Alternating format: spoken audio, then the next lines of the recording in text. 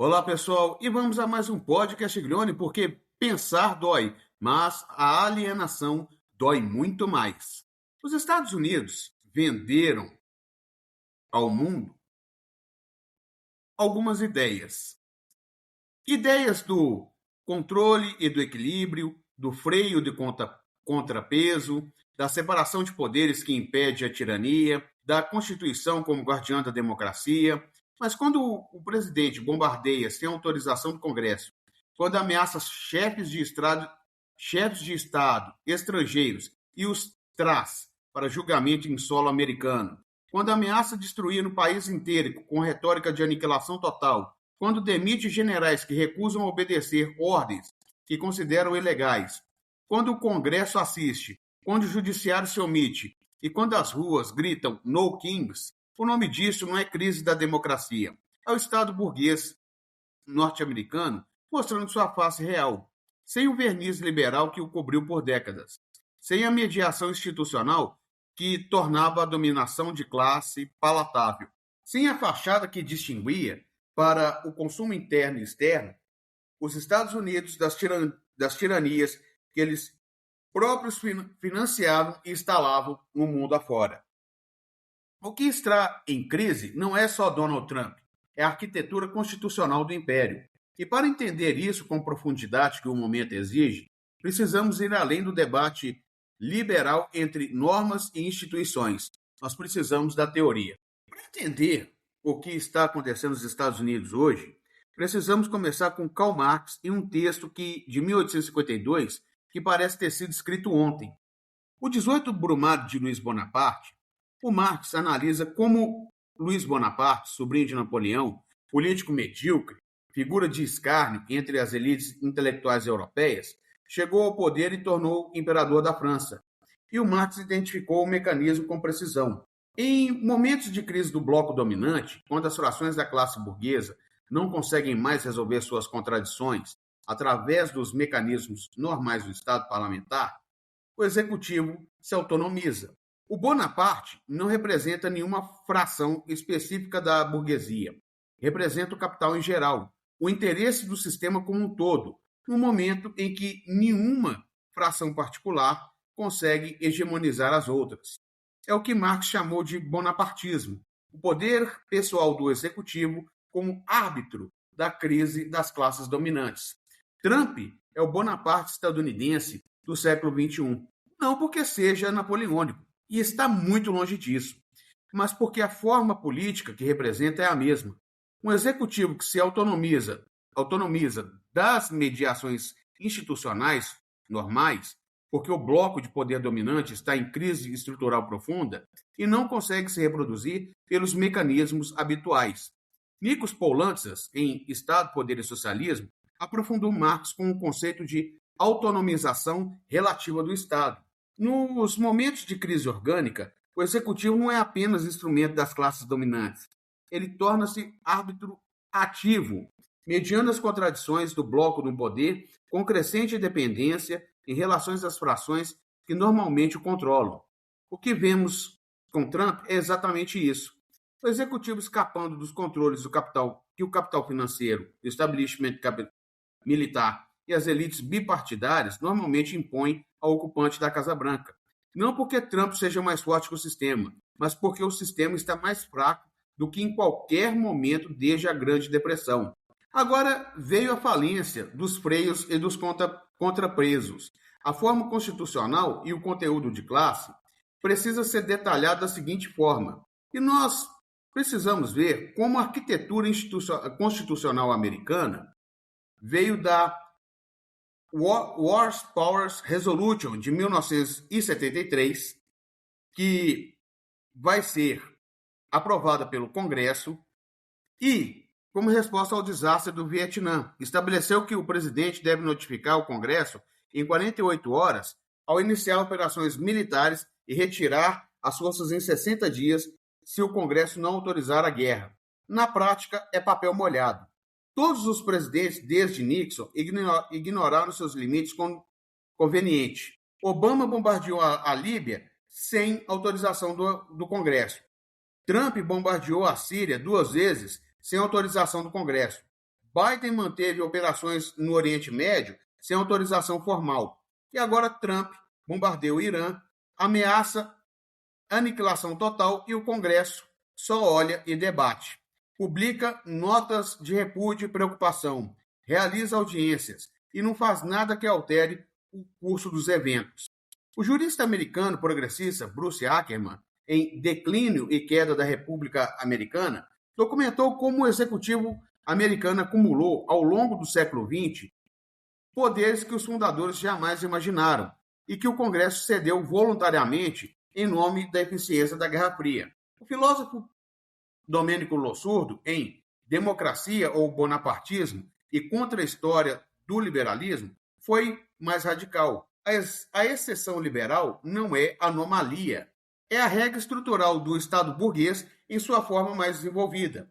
A democracia liberal sempre foi democracia para alguns, com exceção permanente para os outros, para os colonizados, para os escravizados, para os trabalhadores sem direito à greve, para os países bombardeados em nome da democracia. E o que Trump faz não é destruir a democracia americana, é tornar visível o que sempre esteve lá embaixo da superfície democrática. O Carl Schmitt, jurista alemão controverso, cujas análises sobre soberania permanecem indispensáveis até para seus críticos, ele foi preciso. Soberano é quem decide o estado de exceção. Nos Estados Unidos, a exceção virou método permanente de governo e o soberano real, o executivo imperial, decide quando, onde e contra a exceção se aplica, com o Congresso assistindo, com o Judiciário se omitindo e com a Constituição servindo apenas como decoração. Para completar o quadro institucional, precisamos entender o papel judiciário. A Political Question Doctrine, que é uma doutrina jurídica estadunidense, que estabelece que certas questões são políticas e, portanto não justiciáveis pelos tribunais, foi construída ao longo de décadas como mecanismo de abdicação judicial. Questão militar, questão política. Segurança nacional, matéria para o ramo eleito. Inteligência, área técnica que os tribunais não podem avaliar. Política externa, prerrogativa constitucional do executivo. O resultado é que o judiciário, que deveria ser freio final contra o arbítrio do executivo, declarou sistematicamente sua própria incompetência exatamente nas áreas onde o arbítrio é maior. O Carl Schmitt viu isso com clareza. Quando o judiciário declara que uma matéria é questão política, está reconhecendo implicitamente que ali há uma decisão de soberania. E soberania, na análise schmittiana, é onde a norma termina e o poder real começa.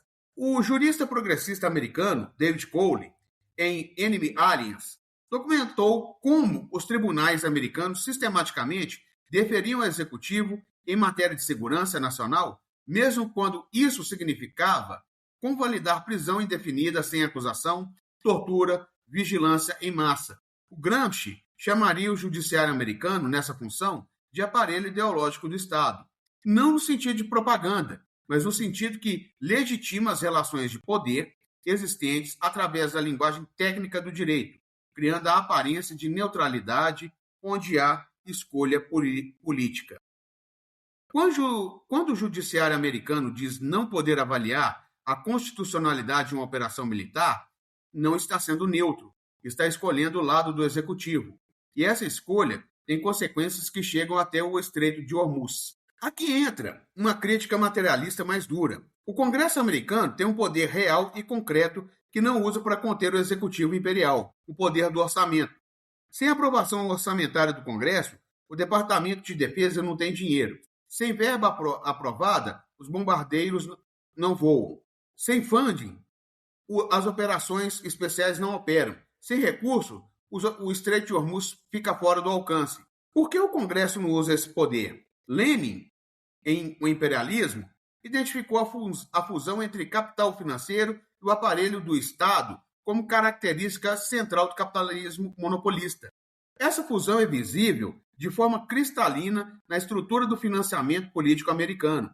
A Raytheon doa para campanhas senatoriais. A Lockheed Martin financia comitês de relações exteriores. A General Dynamics emprega ex-oficiais militares e ex-congressistas. O AIPAC controla o acesso financeiro para candidatos pró-Israel. As petroleiras têm interesse direto no controle do Golfo Pérsico. O Charles White Mills, na Elite do Poder, mostrou que o poder real nos Estados Unidos não circula pelo sistema eleitoral, circula entre três esferas entrelaçadas: a cúpula militar, a cúpula corporativa e a cúpula política. E essa elite não é eleita, não é demissível e não presta contas ao eleitorado. E ela tem interesse direto em manter o nível dos gastos militares que sustenta seus contratos, seus rendimentos e sua posição de poder. O Noam Chomsky, na sua obra Falando do Consenso e Hegemonia ou Sobrevivência, mostrou como o consenso sobre política externa americana é manufaturado, produzido pelos meios de comunicação, pelos think tanks financiados pelas mesmas corporações e pelos experts que circulam, entre governo e empresas. O resultado é que quando Trump escala essa confrontação com o Irã, o debate no Congresso e o combate também não é devemos fazer guerra ou como devemos fazer guerra. Os limites do debate estão estabelecidos antes do debate começar. Isso é hegemonia. Isso é o Congresso como tesouraria do Império, não como freio, não como contrapeso, mas como aprovador orçamentário de decisões já tomadas em consulta com a elite do poder. Agora, precisamos nomear a função específica da escalada com o Irã no contexto doméstico americano. O Clausewitz escreveu que a guerra é a continuação da política por outros meios. O Lenin inverteu e aprofundou. A política imperialista é a continuação da guerra de classe por outros meios. Há uma terceira formulação que o momento americano exige. A guerra externa é a continuação da crise política doméstica por outros meios. Os Estados Unidos de 2025 e 2026 enfrentam contradições internas que nenhuma política econômica resolve facilmente. Inflação que corrói o poder de compra da classe trabalhadora, desindustrialização que destruiu comunidades inteiras no meio-oeste, dívida pública que supera 36 trilhões de dólares, dólar pressionado pela ascensão do Yuan e pelas iniciativas de desdolarização dos BRICS, mercados financeiros em tensão especulativa com a bolha da IA. Nós estamos vendo, pessoal, como já está entrando em crise. Até as provas do meio semestre, as eleições, se aproximando com resultados imprevisíveis. A polarização política que chegou ao limite da coesão institucional mínima.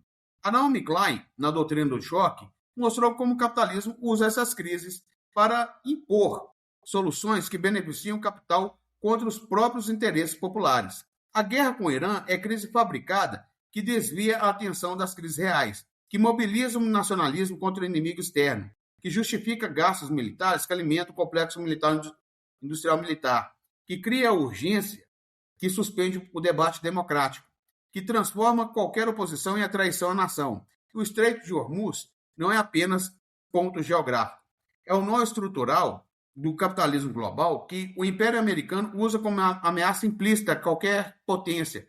China, Europa, Japão, Coreia do Sul, que depende do petróleo que passa por ali.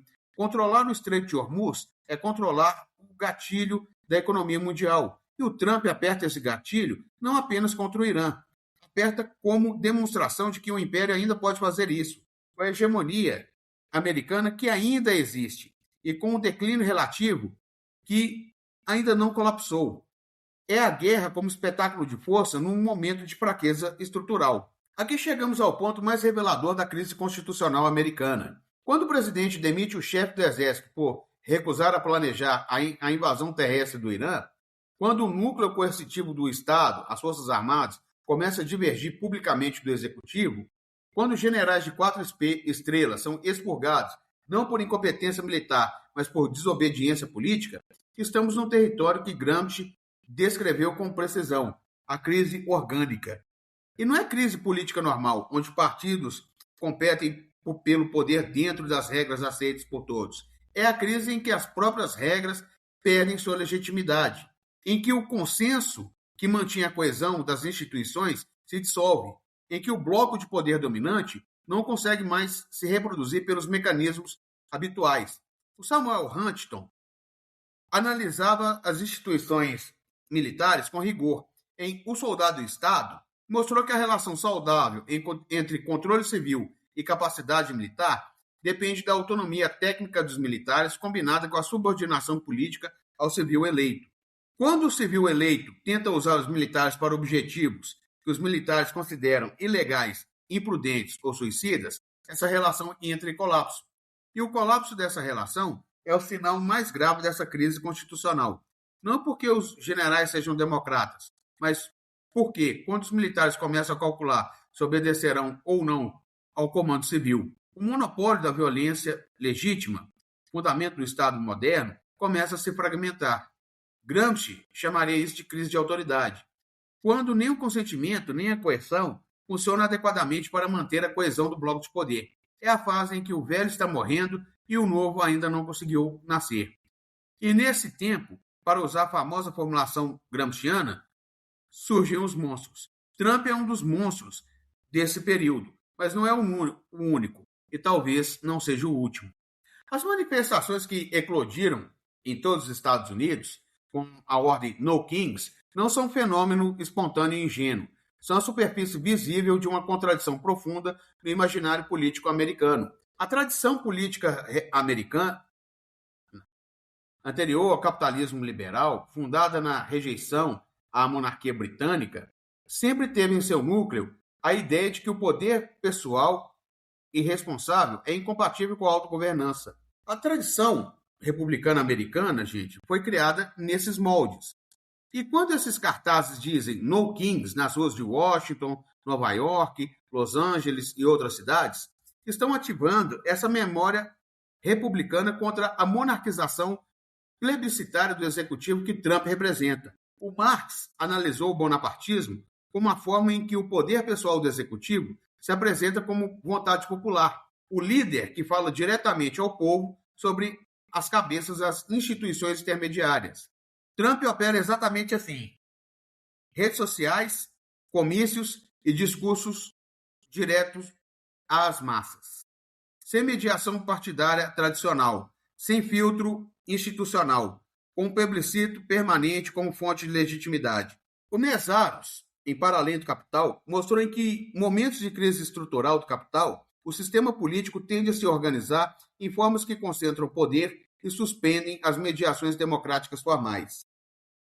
Não necessariamente pela via do fascismo clássico, mas pela via que ele chamava de tirania plebiscitária, onde a mobilização de massas serve para legitimar a concentração de poder e nunca para democratizá-lo. As manifestações No Kings são a resistência dessa tendência, imperfeita, difusa, mas sem um programa claro, mas real. O Gramsci mostraria que a guerra de posição começa exatamente aqui, na recusa coletiva de aceitar como natural que é histórico, na afirmação de que as coisas poderiam ser diferentes, no não que precede qualquer sim transformador. Então, gente, vamos fechar com essa chave aqui, porque o que estamos vendo nos Estados Unidos não é disfunção democrática, não é a anomalia trumpista que passa com a próxima eleição. É a forma histórica concreta do Estado burguês americano em crise, mostrando seu conteúdo real quando a pressão é suficientemente grande para fazer a fachada rachar. O Marx mostrou, no 18 Brumário, que o bonapartismo é a saída do capitalismo em crise para preservar o essencial das relações de dominação quando as formas normais não funcionam mais. O Lenin está mostrando que o imperialismo cria as condições para sua própria crise se concentrar poder e mostrar cada vez mais as contradições. Paul Lantzas mostrou que a autonomização do executivo é sintoma da crise orgânica do bloco dominante e não da força presidencial. O Gramsci mostrou que as crises orgânicas são momentos de possibilidade histórica, quando o velho morre e o novo luta para nascer. Lossurdo mostrou que a exceção liberal sempre esteve lá, apenas mais ou menos visível. O Schmitt mostrou que soberania real é quem decide a exceção. E nos Estados Unidos do Trump, essa decisão está cada vez mais concentrada no executivo imperial. O Mills mostrou que a elite do poder americana nunca foi democrática, era apenas mais discreta. O Klein mostrou que o choque é método e nunca acidente. E que a rua que grita "No Kings" está dizendo, na linguagem da política americana, que o marxismo diz na linguagem da teoria. O poder pessoal irresponsável é incompatível com qualquer projeto de autogovernança. Seja chamado de rei, de imperador, de presidente imperial, o nome técnico é presidência imperial. O nome político é a forma contemporânea da ditadura do capital em seu centro hegemônico em decadência. Quando o Congresso financia, quando o Judiciário se omite, quando os generais são demitidos por resistir à guerra, a democracia liberal não está regulando o império, está decorando. E a decoração está cada vez mais fina e espalhafatosa. E como a gente sempre diz aqui no podcast Castiglione, pensar dói, mas a alienação dói muito mais. Até o próximo podcast Castiglione.